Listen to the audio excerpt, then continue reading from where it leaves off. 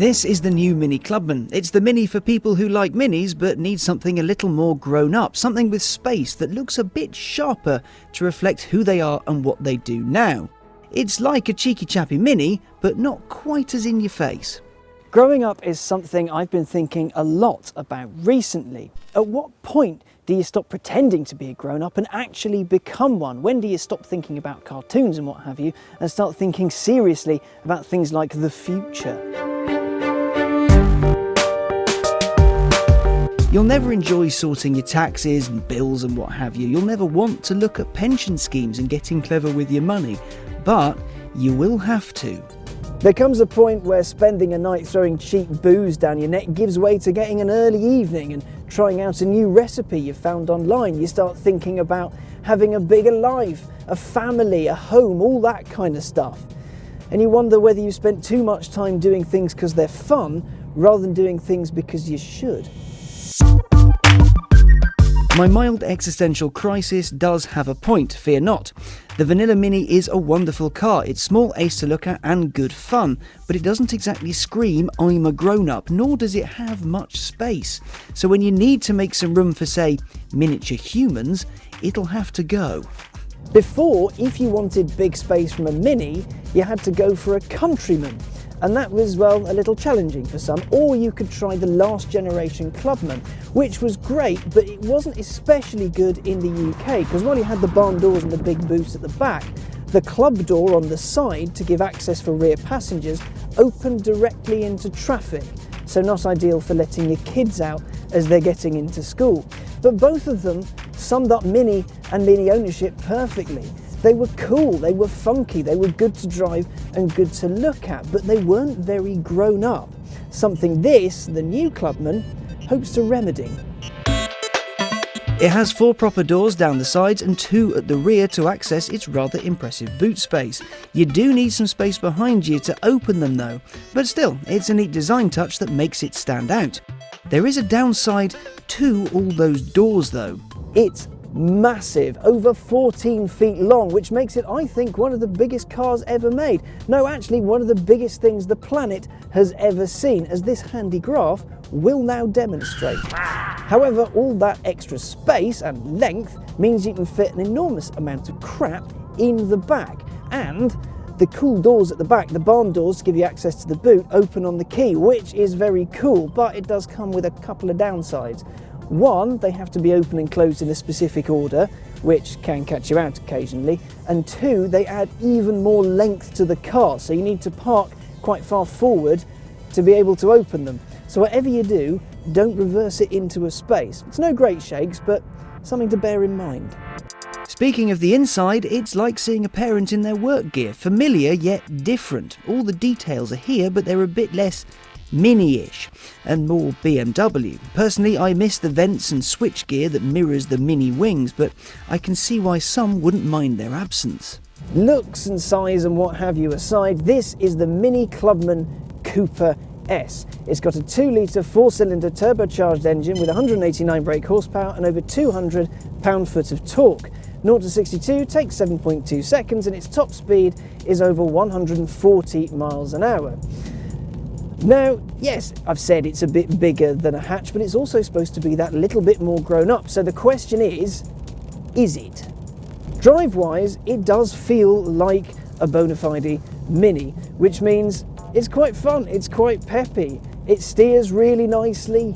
You know, you do know where the wheels are, and the wheels are, as they are on every Mini, at each corner, so you can feel where it is on the road. You do feel its extra length. You really do, and you do have to kind of retune yourself, because in a normal Mini you just kind of put it anywhere you want to and know the car's going to get in the gap. With this you can't do that, and you have to really get to know the car. You have to look extra long, extra hard, just to make sure that you're not going to clip anything or anyone, say changing lanes or anything like that. Mini's fiddled with the colour palettes for this as well, so you can have the bright colours like you can on the hatch, but also more sombre ones like this and the burgundy you see in the ads. Personally, I quite like to see it in a brighter hue. I think the grey makes it look a bit like a giant chunk of granite. Throttle response is, again, it's a little bit sluggish from time to time, but once you get used to it, it's pretty good. The brakes on this Cooper S, do feel pretty solid. They stop the car when you need them to. Now this has a new 8-speed gearbox. Some people really like it. Personally, I'm not getting on with it all that much, and I don't know why. I can't quite put my finger on it, because sometimes it's brilliant and sometimes it's just a little bit slow, a little bit sluggish, and you want it to choose from one of its many ratios and just stick to it. Now this being the Cooper S, it is the quick one for now, until the inevitable John Cooper Works comes out with many horsepower, and it can feel quite brisk. You can see the speedo gathering numbers, but inside it's not that exciting. You don't feel that pushback, and that's a little bit annoying. I tried a Cooper D a while ago, and that did feel just a little bit peppier. I think it's the torque. It's a wonderfully linear powertrain, even with its turbo on it. There's no turbo lag or anything like that, but you just don't get an enormous sensation of speed. You can fling it into corners and it's good fun at some quite interesting speeds if you're feeling brave, but it just doesn't excite you as, say, a normal hatch Cooper S would, or even the Cooper Works. But the Cooper Works' sole job is pretty much to be exciting. The interior is great, and it does feel more grown up than the traditional Mini of this kind of generation. But I miss the fun.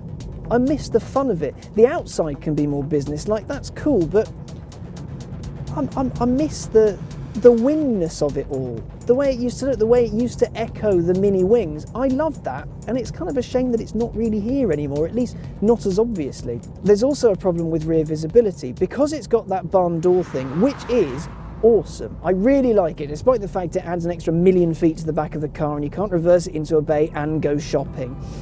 It is great, but in order to make it, I don't know, crash proof, I imagine, there's a big centre bar down the middle, and you get two tiny little letterboxes to look through, and the wipers can only be so big, so when it's raining and horrible, you just get this tiny little bit on either side of the windscreen at the rear, and that's about it. In the dark, not ideal. It does feel like a Mini. There's definite Mininess in it, but it is growing up, because at the turn of the century, when Mini was launched, it was the fun brand from BMW. Everything was all circles and peppiness and loveliness, really. It was an exciting little car. It was a gateway car into BMWs. Now, though, Mini wants to do that job as well. When you trade in your hatch, you can also get an SUV thing, or you can get a family estate. It wants to be seen as something that's still fun, that still has that edge of, sod it, let's go out for a Sunday morning drive and drive like a lunatic. But also, if you want to take it to a meeting, or you want to take it to see the vicar or your mother, you don't have to go, oh, what's that, because it's all big and dialy and fun and silly. It's more sensible. People can change. They can change their look, they can change their outlook on the world, but deep down you're always going to have that little flare of fun, that little flicker of who you once were, that kid you used to be that wants to do everything and go out on a drinking binge all weekend. That's kind of what this is. So it feels like a bigger, slightly less perky Mini. That's not a huge surprise. It's longer, wider and all that, but it's still quite fun. But why has Mini made the Clubman? And why can I hear a few people going, oh, it's not a Mini anymore, is it?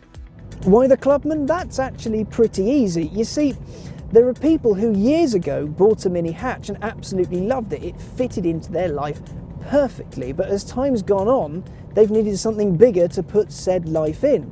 Now currently you can get a Countryman, not for everybody, or the 5-door hatch, which might be a little bit too small. So this still has the driving dynamics, but it's a bit bigger and a bit more grown up, and it keeps people in the Mini ecosystem, which of course Mini wants.